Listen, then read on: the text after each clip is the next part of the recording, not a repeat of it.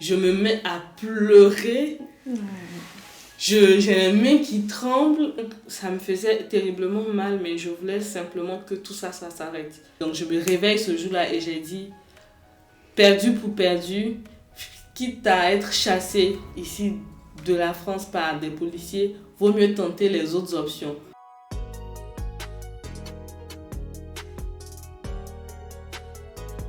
Bonjour à tous et bienvenue sur Résonance, votre podcast où on dit tout haut ce que chacun ressent tout bas. Aujourd'hui, nous avons le plaisir de recevoir Lucia qui va être en anonyme, mais ce qu'elle va nous raconter va parler à énormément de monde, à savoir le renouvellement de titre de séjour. Lucia se retrouve dans une situation compliquée où elle reçoit un OQTF, une obligation de quitter le territoire français.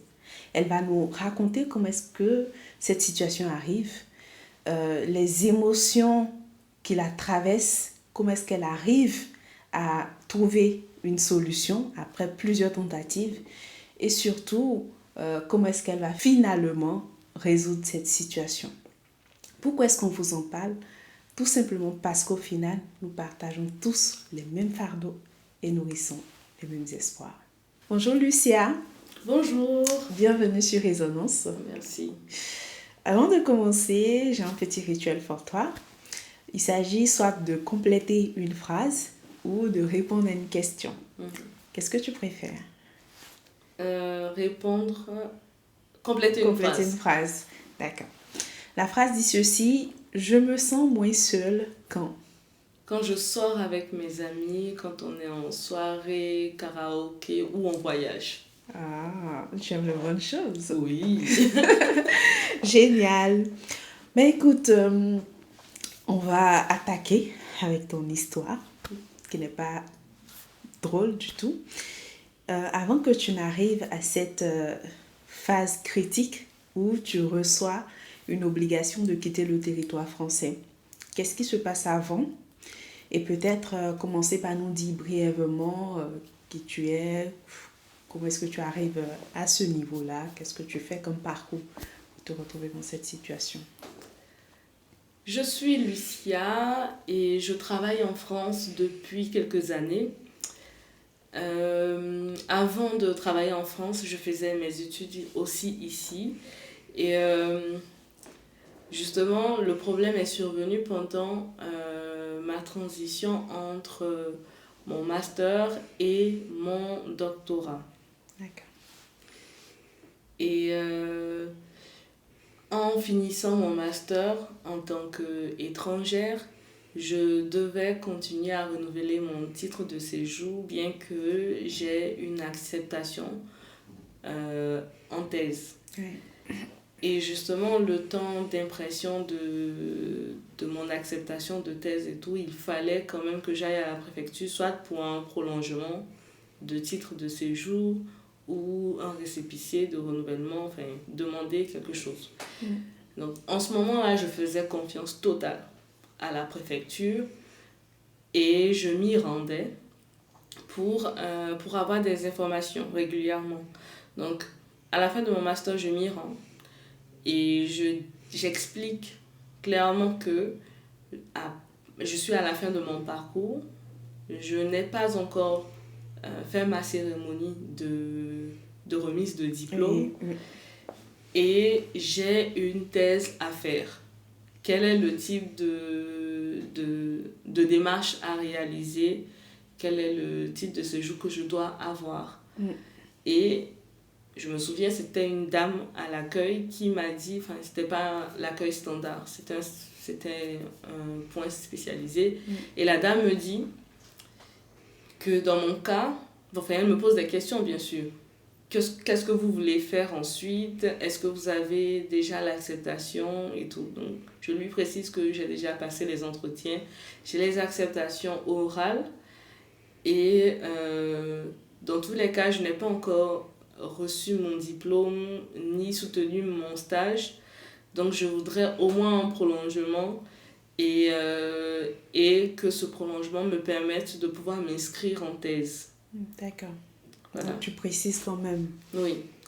Donc, elle me demande le type de diplôme, de spécialité. Et je lui donne toutes les informations, elle me demande l'université et tout va dans ce sens. Elle me donne une liste de documents à apporter pour avoir ce qu'on appelle une APS, qui est une autorisation provisoire de séjour. Et en fait, c'est ce document qui est à l'origine, ou qui était à l'origine de tous les problèmes que j'ai eus ensuite. Pourquoi ? Simplement parce que on a l'APS quand on est prêt à entrer dans la vie active professionnelle. Oui. C'est-à-dire que l'APS nous donne le temps, enfin c'est un titre de séjour qu'on reçoit en attendant de commencer à travailler. Oui. Et travailler, donc avoir un salaire. Et moi, quand elle m'a demandé, je lui disais que j'allais être doctorante et que le financement principal, c'est une bourse. Alors, pourquoi je précise ça ? C'est simplement qu'après, en commençant la thèse, il y a une amie qui m'interpelle, qui me dit « Tiens donc, tu es doctorante boursière, tu n'as pas de contrat. » Je lui dis « Oui, j'ai juste ma convention et c'est tout à fait normal.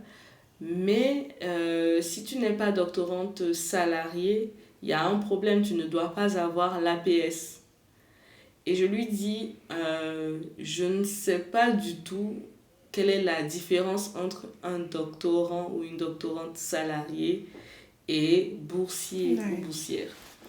Et elle me dit, ah ben si, c'est que le doctorant salarié paye des impôts et tout. Il a un contrat de salarié. Exactement, il est considéré comme un actif professionnel, tandis que le doctorant boursier est considéré comme un étudiant.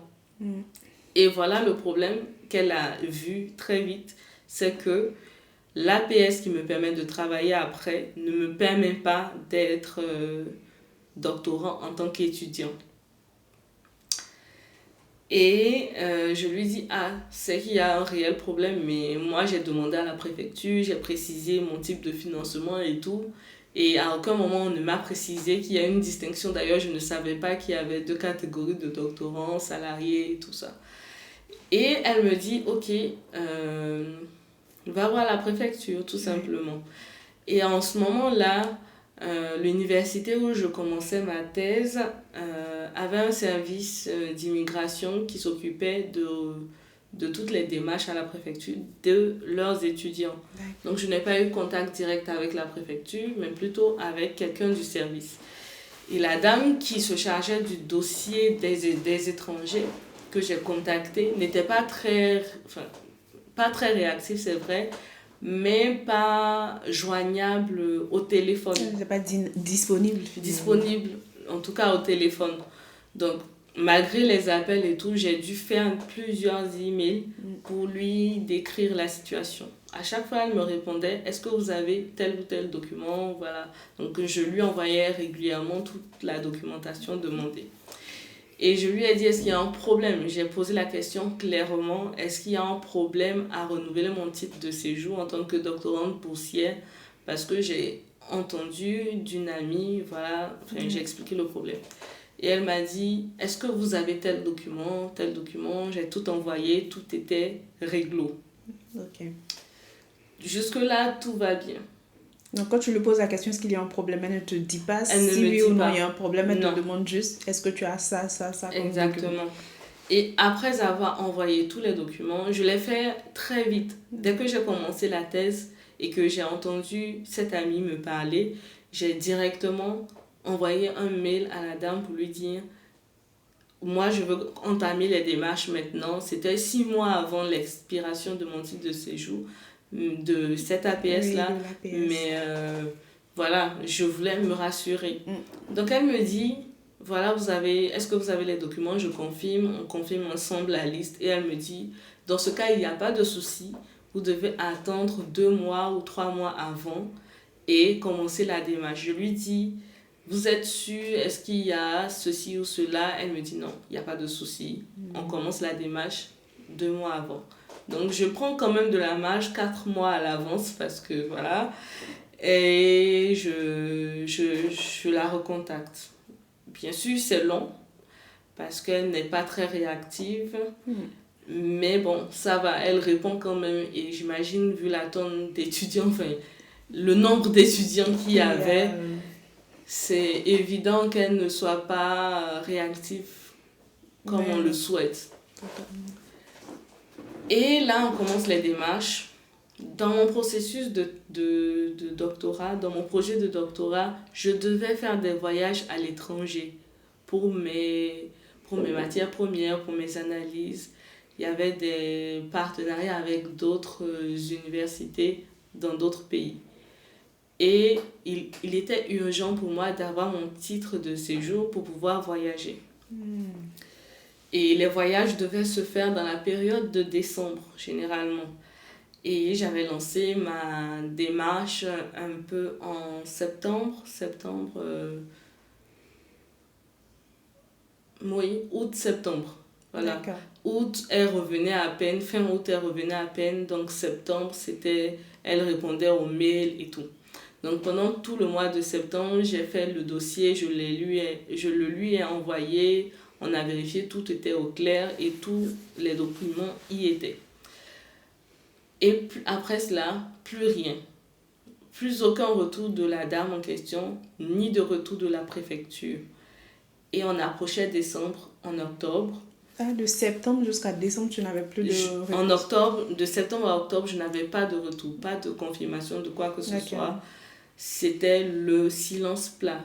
Donc un jour, je m'en rends compte et j'en parle à ma directrice de thèse et à mon directeur de thèse. Et pourquoi on en parle? Parce qu'on était en train de préparer le voyage, il fallait payer les billets d'avion. Et pour payer les billets d'avion, il faut être sûr que j'ai mon titre de séjour à l'avant.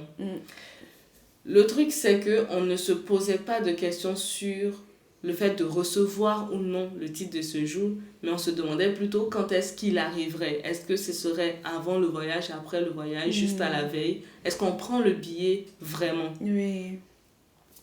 Donc en octobre, ma chef et mon chef la contactent par appel. Bien sûr, pas de réaction. Par mail, pas de réaction non plus.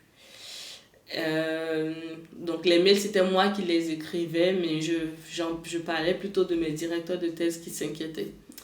Mi-octobre, la situation devient alarmante parce que ça commence à faire peur. Exactement, 2-3 semaines depuis début octobre, elle ne réagit pas. Donc mes chefs décident de la contacter directement par mail. Et par mail, elle ne répondait pas non plus. Jusqu'à ce que mon directeur de thèse passe par quelqu'un qui est supérieur pour la contacter. En ce moment-là, elle répond en disant que le dossier est en cours, donc ça va.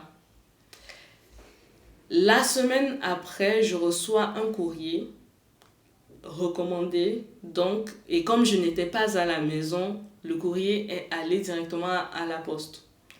Donc le samedi, c'était un jeudi que le courrier était arrivé, j'ai reçu le passage, le mot de passage du facteur. Et je me dis, samedi, en faisant du footing, je passe à la poste tranquillement, prendre le courrier. Et que c'est certainement mon rendez-vous pour récupérer mon titre de séjour. J'y vais, je vois bien que c'est la préfecture. Et je suis toujours dans le tabac parce que je ne l'ai pas récupéré en bureau de poste, mais dans un tabac. Ils font souvent ce relais. Un point relais pour Exactement. le courrier.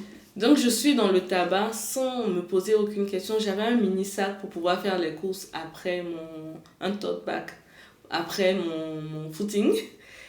Et j'ouvre l'enveloppe dans le tabac en face de la dame sans me poser aucune question. Oui, tu t'attends pas à... J'avais aussi mes cartes bancaires en main, mon ancien titre de séjour et tout ça. Et j'ouvre le truc, je vois un document de 3-4 pages. Je fais, tiens, donc c'est étrange qu'on me donne un rendez-vous avec autant de pages en courrier. Oui. Et je vois des mots en gras. Le premier mot en gras que je vois, c'est refus de titre de séjour. Là, j'ai commencé à avoir des frissons, mon cœur qui se met à battre. Et réflexe, je vais directement à la dernière page pour savoir qu'est-ce qui se passe. Je vais à la dernière page et je vois aide, non, les différentes options en recours, tribunal, aide pour un billet d'avion ou la dernière option, je ne sais plus. Je me dis, il y a quelque chose qui ne va pas. Je reviens à la deuxième page et je vois obligation de quitter, ça c'était aussi en gras, obligation de quitter le territoire français sous un délai de 30 jours. 30 jours.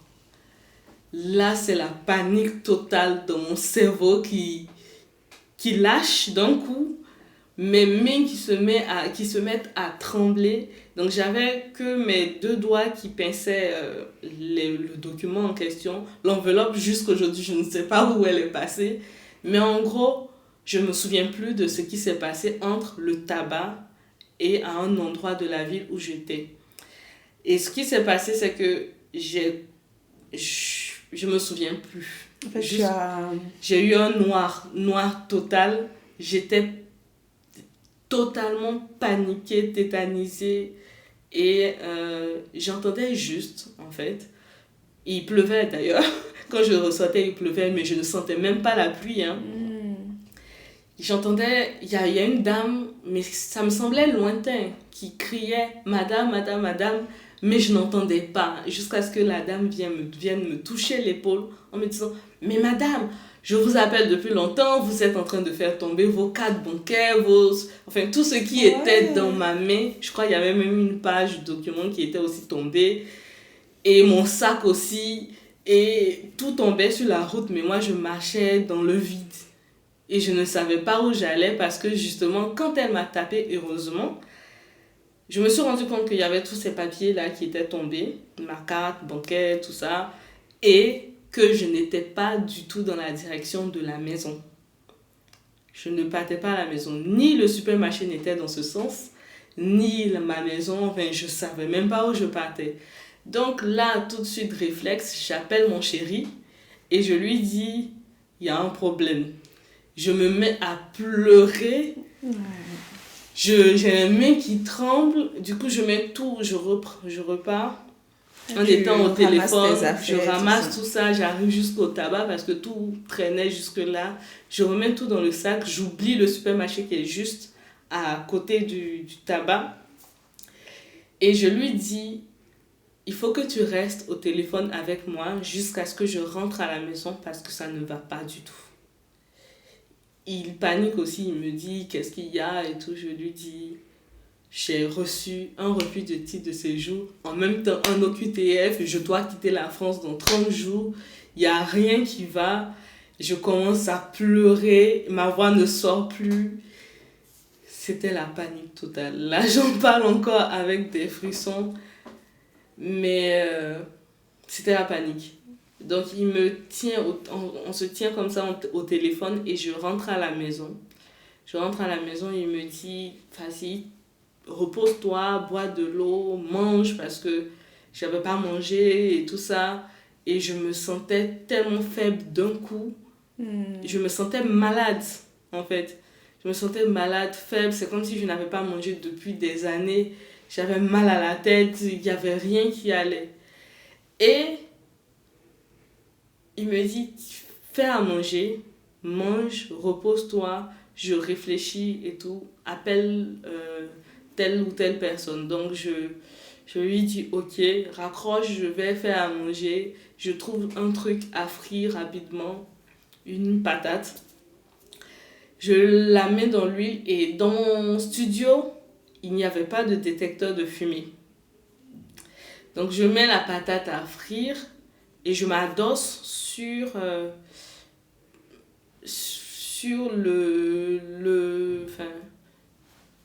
plan de travail en fait de la plaque. Je m'adosse là-dessus, mais la plaque qui était allumée était dans le fond. Donc je ne pouvais pas me brûler. Ok. Donc je m'adosse là Et ce qui se passe, c'est que j'ai encore ce noir qui revient.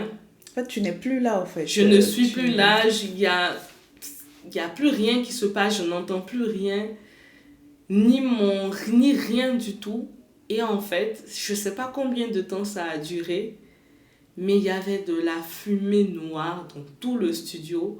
L'huile, en fait, le truc a tellement cramé que c'est devenu comme du pétrole, en fait, noir et lourd. Ça n'a pas pris feu? Heureusement que ça n'a pas pris feu, mais il y avait de la fumée partout et vu que je n'avais pas de détecteur, je n'ai rien entendu, je n'ai rien senti. Et j'étais juste là, à côté de la plaque. Et tu dormais pas? Tu étais là, mais tu... Je sais même pas entre là et la fin du moment, qu'est-ce qui s'est passé. Qu'est-ce qui me réveille? C'est que mon téléphone se met à sonner, mais à sonner plusieurs fois. Je crois que, en fait, j'ai eu plusieurs appels en absence de mon chéri. Et je me rends compte que s'il n'avait pas autant insisté, je ne serais pas revenue et je ne sais pas ce qui serait arrivé. Donc là, je reviens à moi. Je vois l'appartement qui est tout noir et je sais qu'il y a des détecteurs dans le couloir. Donc mon réflexe n'est pas d'ouvrir la porte du couloir, mais plutôt la fenêtre pour éviter que des gens viennent. Donc le temps que tout ça passe et tout, je décroche l'appel et il me dit « Mais je t'appelle depuis 20 minutes, tu ne réponds pas, tu me fais peur et tout. » Je lui dis « Il vaut mieux que tu viennes. » Parce que je ne crois pas que je suis capable de rester seule. Et il me dit, qu'est-ce qui se passe? Je lui explique ce qui vient de se passer. Et là, tout de suite, il me dit, j'arrive, je prends le bus, j'arrive. Mais lui, il n'était pas dans ta ville? Pas du tout. Donc, il a pris le bus plus le train et il m'a rejoint. Mais vraiment, je le salue parce que... c'est cher de prendre un billet de train là tout de suite sur le champ et te dire qu'on voyage sans planifier, sans anticiper. Et ouais, et de répondre présent parce qu'il aurait pu dire appelle une amie qui va venir rester avec toi, mais au fait là il y a urgence. Oui. Ma chérie a besoin de moi, elle a dit qu'elle a besoin que je sois là, je prends un billet. En fait, direct. C'est au-delà même du billet, c'est fort, tu vois. Oui. Et là, on reste au téléphone. Ensuite, on appelle des amis qu'on devait contacter pour m'aider. En conférence, pour le coup, parce qu'il fallait que je reste au téléphone. Il fallait que je reste au téléphone. Et donc, il y avait des amis qui étaient annoncés, 2 amis qui sont venus me rejoindre. Et là, sur le champ... quand lui il est aussi venu, on a commencé à réfléchir qu'est-ce qu'il faut faire, qu'est-ce qu'il ne faut pas faire. Ils ont lu le courrier en entier parce que jusqu'à aujourd'hui je ne l'ai pas lu en entier. J'ai juste vu les recours, les mots en gras comme je l'ai dit, et limite j'avais juste envie de jeter ce courrier, de courir, de partir en fait. Et là les amis viennent, ils disent là il faut contacter des avocats parce que c'est trop chaud. On commence à réfléchir dans tous les sens, à voir les décisions des tribunaux en ligne, comment ça se passe et tout. C'est la panique et finalement je dis je ne peux plus, je ne peux vraiment pas, je ne peux pas lutter contre ça et je ne peux pas supporter le fait qu'on me dévalorise à ce point. Pour moi c'était inacceptable de me jeter ce genre de documents à la figure alors que j'avais fait tout dans les règles. J'avais juste demandé à la préfecture. D'ailleurs, même en ce moment, on ne comprenait pas l'origine du problème. Voilà. Et je ne comprenais rien, bref, voilà. Quand tu dis que tu ne comprenais pas, tu n'as pas fait le lien avec ce que ton ami en question t'avait expliqué? Si, on a fait le lien, mais on n'en était pas sûr. D'accord. Parce que dans le courrier, la cause n'était pas expliquée.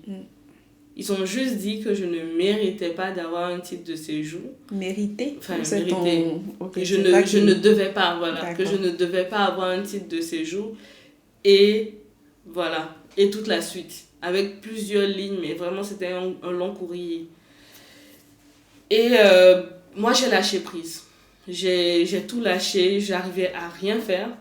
Donc, les autres ont commencé à réfléchir sur la démarche à faire et tout. Il fallait voir des avocats.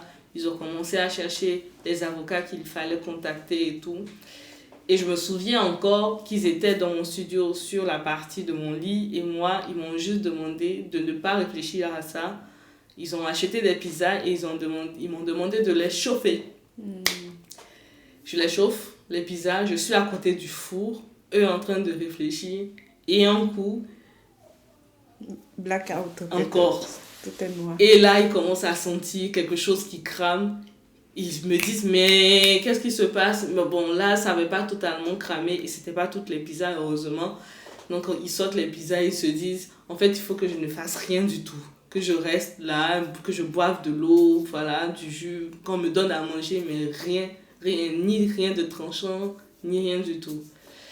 Bien sûr, les jours passaient, mon chéri devait retourner dans sa ville. Et ils ont décidé que je reste chez une de mes aînées, une amie, une des filles qui était là. Et je pars chez elle, je reste là-bas pendant tout le temps. Enfin, je dirais quand est-ce que ça finit tout ça. Donc, la procédure mise en place, c'est que je rencontre des avocats. J'avais pas d'agent. Avec ma faible bourse, j'arrivais à payer mon loyer simplement. Donc, je vais voir des avocats de la Ligue des droits. En fait, ce sont des avocats qu'on peut rencontrer de manière gratuite, mais qui te donnent une solution bien précise comme ça. Mais pour le suivi du dossier, c'est un peu plus compliqué parce qu'on ne les voit pas sur rendez-vous. Il faut faire... C'est le premier arrivé, premier servi, c'est gratuit, c'est normal. Donc vous arrivez, mais il y a du monde incroyable. Il y a beaucoup de gens qui ont plein de problèmes, c'est normal. Peut-être pas normal, mais voilà. Moi, je suis arrivée, peut-être que je suis passée la 50e, je ne sais plus, mais je me souviens que j'ai passé plusieurs soirées là-bas à chercher réponse à mes questions. Et en étudiant les dossiers avec plusieurs avocats finalement, parce qu'il y a des avocats qui avaient des premières consultations gratuites.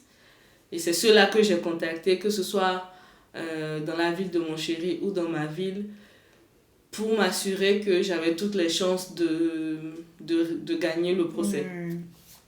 Donc, d'avocat en avocat, il y a un ami, mais il n'y avait aucun avocat qui me disait, viens, on va au tribunal, on te défend, et qui arrivait à répondre à mes questions. Qu'est-ce que je fais pendant tout ce temps? Là, officiellement, je deviens sans papier. Comment ça se passe?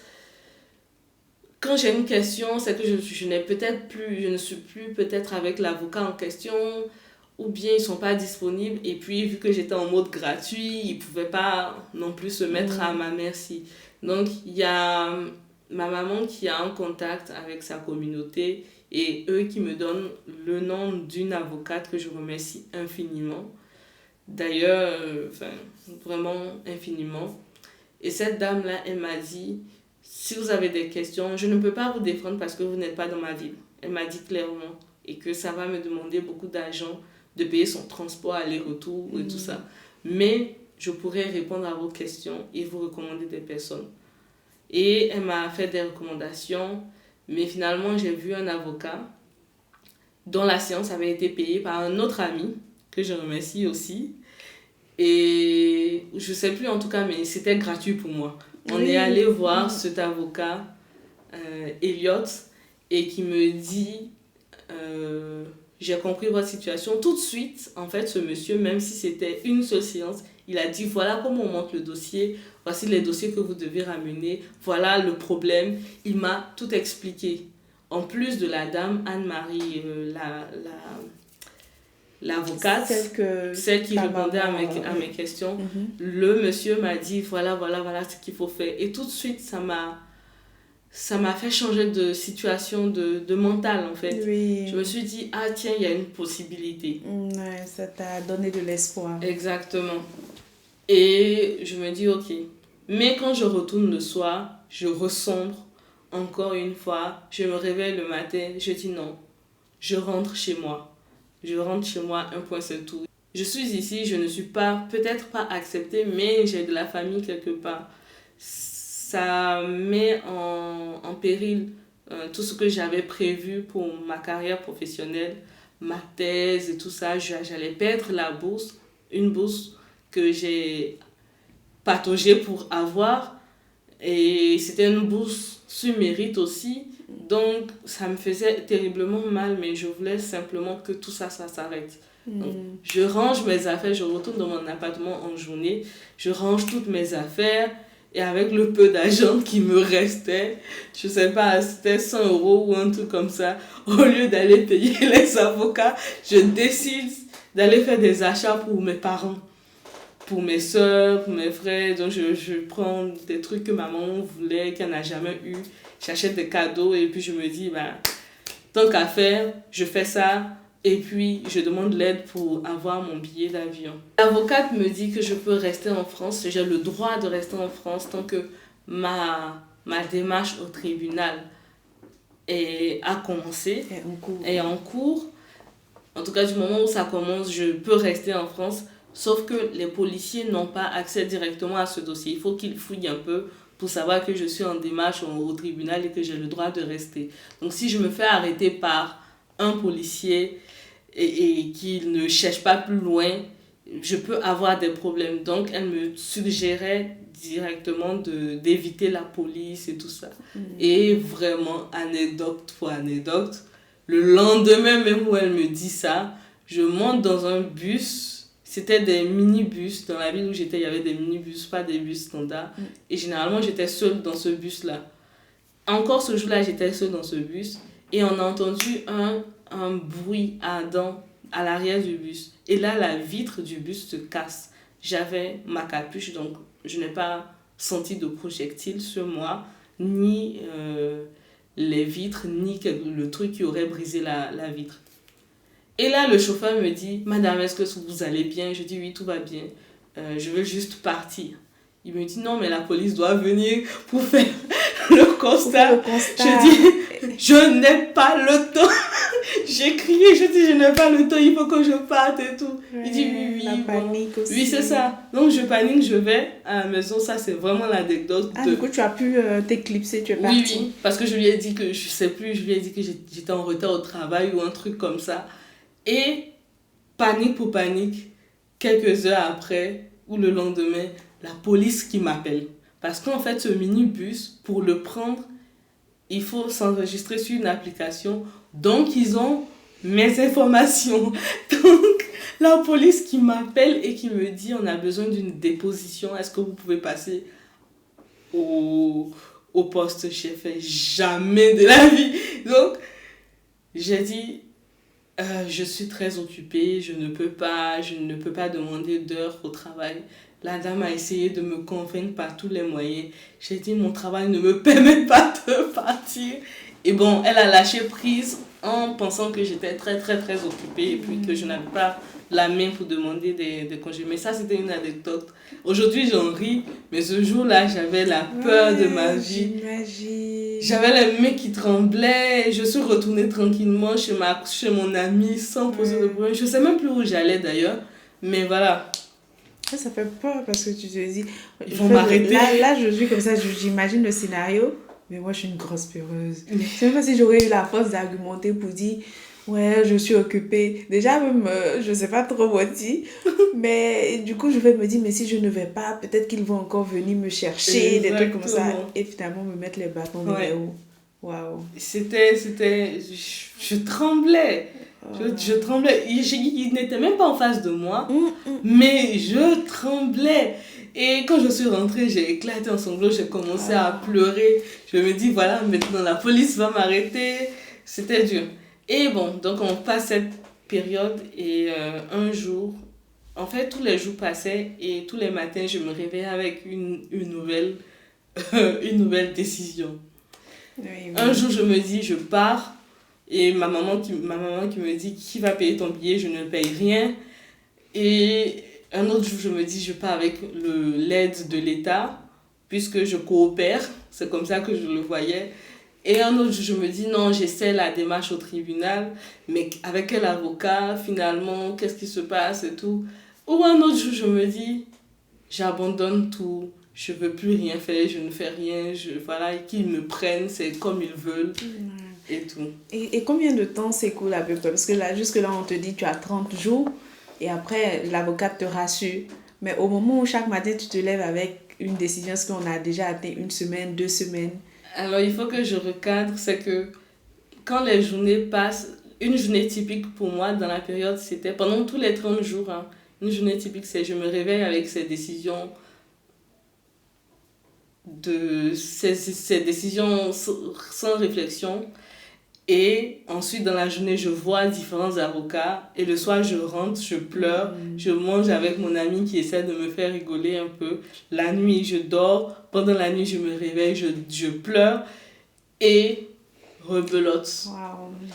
Toutes les journées étaient comme ça. Jusqu'à ce que je croise ce monsieur Elliot là. Pendant tout ce temps, la dame, l'autre avocate, elle essayait de me rassurer, de répondre à mes questions.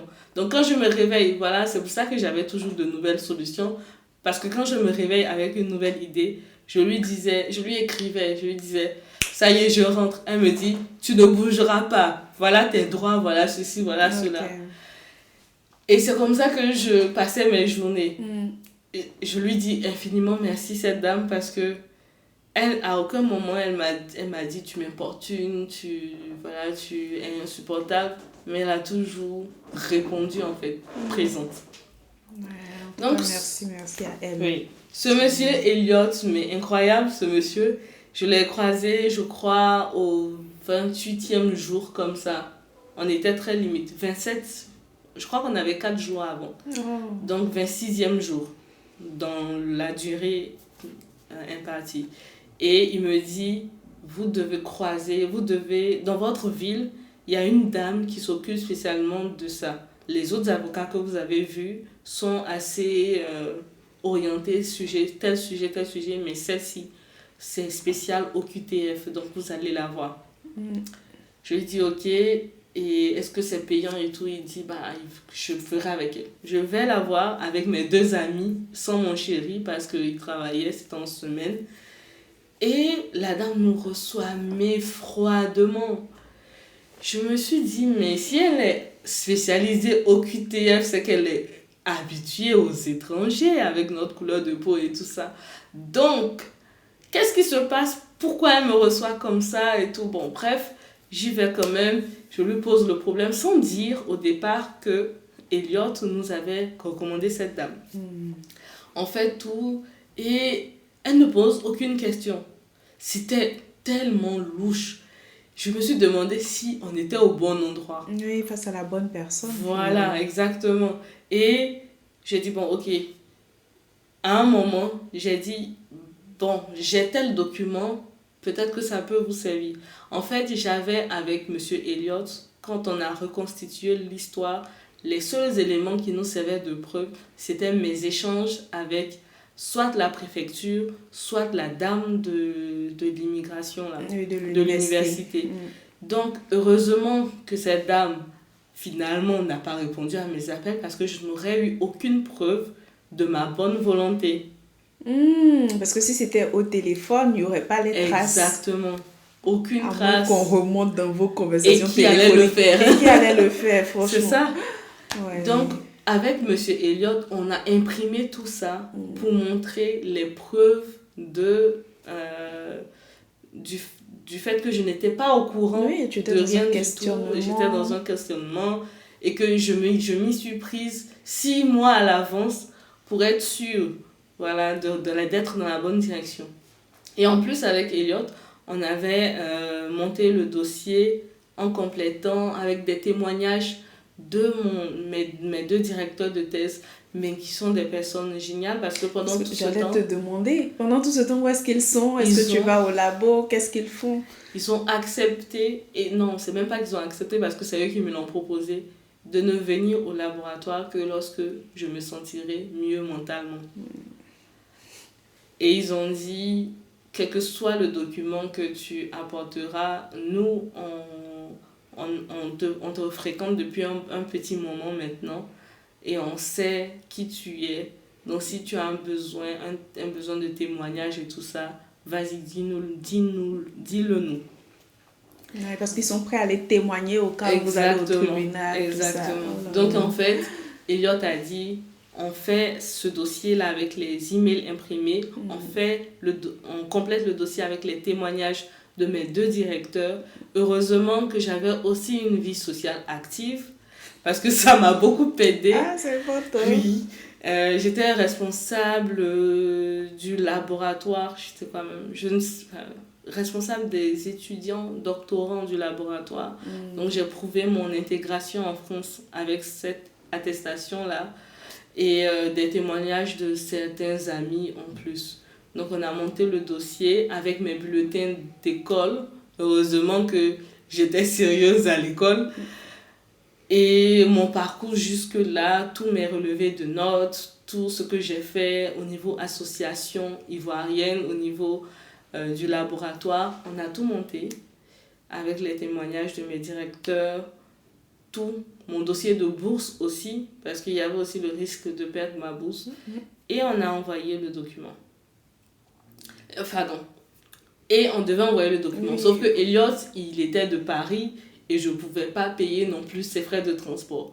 Donc, il m'a recommandé la dame. Donc, j'arrive chez la dame, comme ce qu'on se disait là.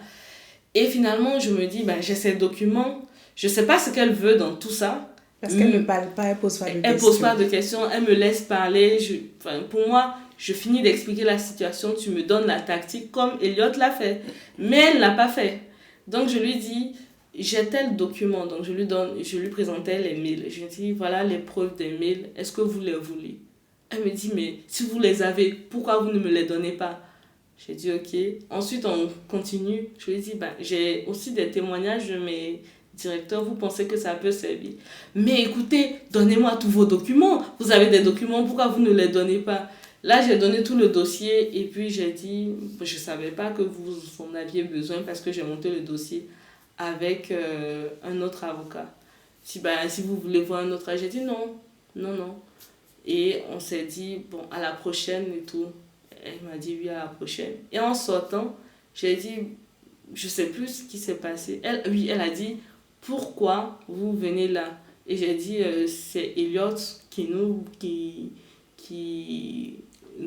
a recommandé de venir vers vous. Qui nous a recommandé de venir vers vous, exactement. Et elle me dit, ah, Elliot! Ah, mais oui! Et là, elle s'intéresse à nous. Là, elle me pose plus de questions sur ma situation, sur ce que je suis dans la vie, comment j'en suis arrivée là. Je crois qu'elle n'avait même pas capté, même que j'étais doctorante. Tout ce que tu expliquais, elle n'écoutait pas en vrai. Donc là, en sortant avec mes amis, on a dit, ah, il y a un problème. Il y a un gros problème. C'est soit il y a la grâce de Dieu sur moi. La dame là, elle se concentre parce qu'elle a entendu Elliot, si elle n'oublie pas après. Et elle gagne le procès, ou bien elle fait ça juste, parce que c'est ça. Et dans tous les cas, si moi je gagne, c'est l'État qui paye. Et si je perdais, je crois qu'il fallait, je me souviens plus, mais il y a une partie où je devais payer quelque chose. Je sais plus quoi exactement, mais voilà. À quel moment on va voir un peu le dénouement de la situation? Il n'y a pas de dénouement, parce qu'elle ne me donne pas de date de contact. Et c'était au 26e jour, rappelons-nous, et quand je la recontacte pour savoir si elle a déposé le dossier, parce qu'au bout des 30 jours, je devais avoir déposé le dossier pour être légitime sur le territoire. Elle ne répondait pas. Et alors, au 29e jour, je crois, 28 ou 29, on décide avec mes amis. Donc, je me réveille ce jour-là et j'ai dit, perdu pour perdu, quitte à être chassé ici de la France par des policiers, vaut mieux tenter les autres options. Donc on regarde, on écrit, on voit recours au ministre, recours au préfet. J'ai dit ok, au préfet, la lettre va arriver rapidement au préfet. On écrit la lettre. Il y avait un qui connaissait un peu, qui connaît le droit et tout ça. Avec lui, on a rédigé la lettre. Tout de suite, on l'a envoyé par la poste au préfet. On a regardé les avis sur Google, on a dit qu'ils ne répondent jamais, que les préfets de manière générale ne répondent jamais, ministre encore moins. On a dit perdu pour perdu, on a essayé. Cette dame-là, je l'ai rappelée, l'avocate, et elle m'a dit, non, mais c'est moi qui pose les questions, vous posez trop de questions et tout ça. J'ai dit, ok, est-ce qu'au moins vous avez commencé la démarche au tribunal parce que c'est ce qui me légitimise sur le territoire français? Elle m'a dit oui. J'ai dit, ok, je ne pose plus aucune question. Après ça, il y avait la pression de la famille parce qu'eux aussi voulaient savoir ce qui se passe au tribunal et j'avais pas de retour. Il y avait ma famille qui s'énervait pensant que je ne voulais pas oser demander. Donc, moi, tous les jours, je me réveille en pleurant, en me disant que ça se trouve, je devais partir depuis longtemps et que je remettais tout le temps, tout en question. Même les actions déjà posées qui étaient censées me réconforter, les phrases des avocats qui m'ont réconforté hier ne me réconfortaient plus le lendemain. C'était pesant mentalement, j'arrivais plus du tout à tenir. Donc on a fait ce truc-là et un jour je suis allée prier et j'ai dit, Seigneur, c'est soit tu m'enlèves de cette terre-là parce que ce qui est en train de se passer, je ne supporte plus.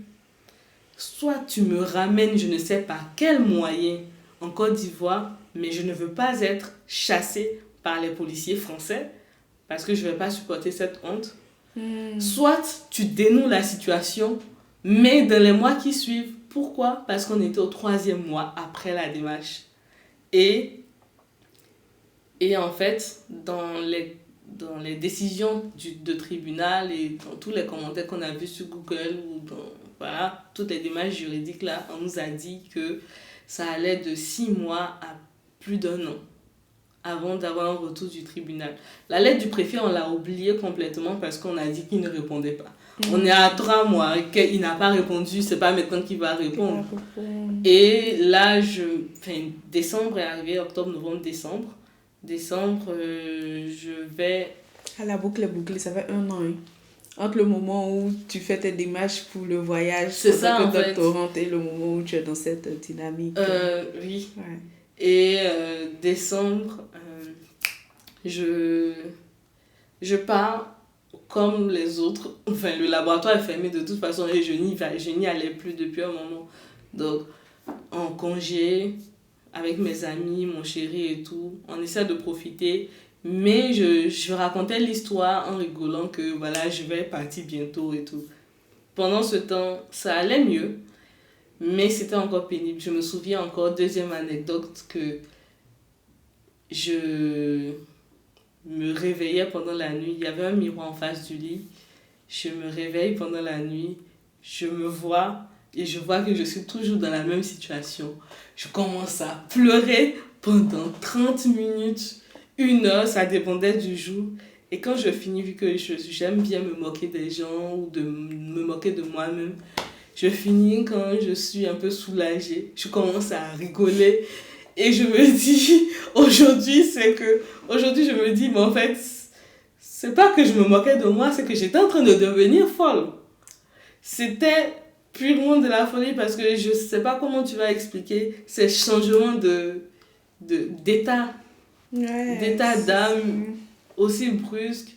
J'avais des réactions vraiment trop bizarres dans la période et je sentais qu'il fallait peut-être consulter un psy, mais bon, je m'accrochais en disant voilà, avec la prière et tout ça, bon, je profite pour dire aux gens, si vous sentez que vous n'allez pas bien, consultez des psys rapidement. Moi, j'avais la chance, il y avait des gens qui m'écoutaient, des gens qui m'épaulaient, qui me conseillaient, donc ça m'aidait.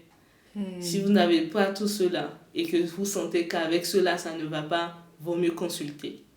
Au bout de 3 mois, rien ne se passe. Je commence à pleurer, à prier. Et au fur et à mesure, j'oublie un peu la situation. Je retourne au laboratoire. Ma chef qui me dit si ça ne va pas, je rentre. Je lui dis ça va. Il y avait des journées où ça n'allait pas. Elle me permettait de rentrer chez moi tranquillement. Et au bout du 4e mois, en février en fait, je reçois encore un courrier de la préfecture. Et je fais là, perdu pour perdu. J'appelle mon chéri et on ouvre le courrier ensemble. Si je dois pleurer, je pleure, mais il y a un témoin. J'ouvre le courrier, surprise, c'est le préfet qui répond. et qui me dit qu'il y a eu une mauvaise interprétation de mon dossier au niveau de la préfecture et que j'ai droit à mon titre de séjour passeport talent comme tout le monde pour la période de ma thèse et qu'il fallait que j'aille directement à la préfecture avec cette lettre pour demander mon récépissé. Mais que j'ai pleuré de joie. De tristesse, de joie, il y avait tout. J'ai les frissons parce que je me dis, bravo. J'ai pleuré, mais j'ai pleuré tellement. J'ai pleuré et j'ai encore envie de pleurer parce que c'était simplement incroyable que le préfet finalement me réponde. Ouais, parce que tu as dit le courrier, en fait on l'a envoyé et moi je l'ai mis de côté mais parce que je ne comptais plus dessus. Non, mais on comptait vraiment plus dessus parce qu'on avait déjà vu les retours d'avis. Il n'y a aucune décision qui avait marché pour ce genre de situation. Même des étudiants brésiliens, américains, eux tous, ils ont été renvoyés. En tout cas, pour les décisions qu'on a lues dans leur pays, ou ceux qui ont témoigné pour le préfet non plus, ils aussi ont dit qu'ils n'ont pas eu de retour du ministre des villes où ils étaient. Donc voilà, je ne comptais pas du tout dessus. Et là, je reçois ce truc, je fais waouh, full. J'ai couru voir ma directrice, mais quelle joie. Elle aussi avait envie de pleurer. On a sauté ensemble. Mon directeur ensuite. Ils ont dit, va tout de suite à la préfecture. Je suis allée. Et là, ils ont lancé tout de suite les démarches pour l'impression de mon titre de séjour. Et soulagement en mars, finalement. Et là, j'appelle l'avocate, là, et je lui dis, arrêtez toutes les démarches au tribunal. Je ne veux plus avoir affaire encore au système juridique et tout. Si vous pouvez tout avorter, faites-le. Elle m'a dit oui, c'est possible. Et elle l'a pas fait. Bien sûr, cette dame, elle est spéciale. Vraiment spéciale. Et elle l'a pas fait. Elle ne l'a pas fait du tout. Et en mars, heureusement, mais vraiment heureusement pour moi, je remercie mon Dieu. En mars, je reçois encore un courrier, mais cette fois du tribunal, je ne sais plus. Mais c'était encore louche. Et je me suis dit, oh, ils ont révoqué encore. La décision. Oui. Et non, c'était la décision du tribunal qui disait que j'avais finalement droit à un titre de séjour. Et eux, ils me donnaient un titre de séjour d'1 an. Alors que le préfet, le titre de séjour couvrait toute la période de ma thèse. Et j'avais déjà fait la demande de toute façon. Et j'ai fait ouf, parce que si ça allait pas dans le même sens, ça allait être compliqué. Enfin, on sait pas, on n'a même pas envie de savoir. Oui. Mais bon, en tout cas. Donc voilà. Bravo. Et tes parents? Mes parents étaient soulagés. Ouais. Ça pleurait dans tous les sens. Pendant toute la période, c'était dur pour eux. Je cachais certaines informations parce que ça allait être trop difficile. Dans la période, on disait que j'étais fichée dans tous les pays Schengen. Donc si je respectais pas les délais, tout ça, donc toutes ces informations-là, je ne leur ai pas donné parce que ça allait être beaucoup trop stressant. Mes parents stressent déjà beaucoup trop pour moi. Et voilà. Donc, ça a eu un gros impact sur ma vie professionnelle parce que je n'ai pas pu travailler pendant toute cette période. J'y allais, mais je ne touchais pas les produits chimiques dangereux quand je ne me sentais pas moi-même. Et je travaillais plus sur l'ordinateur, voilà. Et c'était hyper dur parce qu'il y avait d'autres situations en parallèle, des amis qui te lâchent ou bien qui t'embêtent. Il y avait plein de choses en parallèle, mais j'étais beaucoup trop focalisée sur mon problème. Certains m'ont dit que je les ai abandonnés et tout, mais c'était déjà trop dur. Ouais, mais bon, il faut comprendre, on va pas te faire des reproches alors que toi-même tu as à deux doigts de perdre la tête, en fait, mentalement. Ah oui, je crois que je l'ai perdu. Oui, mais c'est dur qu'on te fasse des reproches. Voilà. Bravo. Merci. Bravo d'avoir tenu le coup. Merci à toutes ces personnes qui t'ont aidé. Merci à Dieu d'avoir fait le nécessaire pour qu'on puisse être là aujourd'hui. Hein, ouais. En train de... Ah non. C'est pas le moment. Non, mais c'est sûr que c'est dur, c'est touchant. Ouais. C'est touchant, non? Ouais, je comprends. Je comprends que ça te fasse autant d'émotions. En tout cas, bravo d'avoir traversé ça. Si. J'ai beau me mettre à ta place, je peux pas imaginer le stress parce que on vit tous les trucs de mon titre de séjour expiré, tout ça, mais recevoir, enfin une obligation de quitter le territoire, je pense que c'est un autre level. Et Dieu merci si cette phase-là s'est finalement bien terminée pour toi. Du coup, on va conclure. Si tu devais passer un message à quelqu'un, on ne le souhaite pas, mais qui se retrouverait dans la même situation, qu'est-ce que tu lui dirais? Pour toutes les personnes qui se retrouveraient dans des problèmes de titre de séjour, je parle plus aux étrangers, de titre de séjour, de récépissé, d'OQTF, je les mets tous dans la même catégorie parce que en fonction de ce qui se passe, la gravité peut être énorme, les conséquences également. Je voudrais leur dire de garder leur tête froide, c'est pas facile. Et si vous n'y arrivez pas, parlez-en autour de vous. Le fait d'en parler autour de moi m'a beaucoup aidé parce que ça m'a... j'ai su rencontrer les bonnes personnes, dont les avocats par exemple. Vous aurez des alternatives, une multitude de solutions et quitte à tout perdre, vaut mieux tout essayer dans l'ordre d'urgence, dans l'ordre d'importance. Ça c'est important et il faut avoir ces contacts à qui parler. Si vous ne pouvez pas, allez voir des avocats. D'ailleurs, c'est aujourd'hui mes premières réactions.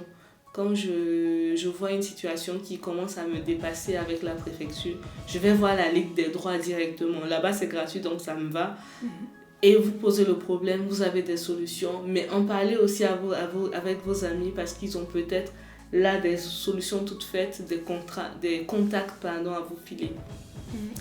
Et puis, beaucoup de courage surtout. Beaucoup de courage. Ne tardez pas avant d'en parler, c'est très important. Si vous voyez une situation, parlez-en dans les jours qui suivent ou dans le mois, mais ne tardez pas. Plus vous tardez, plus le problème devient profond et plus il est difficile à être résolu. Bon, merci Lucia pour ton histoire touchante, effrayante aussi, parce que ça fait peur de se retrouver dans une telle situation. Je pense que les gens comprendront ou compatiront, on va dire, de ce que tu as vécu. Comme je te le disais, bravo pour ton courage. On voit que ça a eu un gros impact sur toi, on le ressent quand tu en parles. Que Dieu te fortifie et puis que ça reste derrière toi, on va dire. Que tu le prennes comme une force ou une épreuve qui était censée t'apprendre des choses. Voilà. Merci encore, merci à toi d'être passé sur le podcast. Merci de nous avoir suivis. N'hésitez pas à remercier Lucia de nous avoir partagé cette histoire. Vous l'avez vu, elle a fait anonymement parce que c'est encore éprouvant pour elle. Donc apportez-lui du réconfort dans les commentaires. Et sur ce, moi je vous dis, prenez bien soin de vous et on se retrouve le dimanche prochain pour un nouvel épisode. Bye!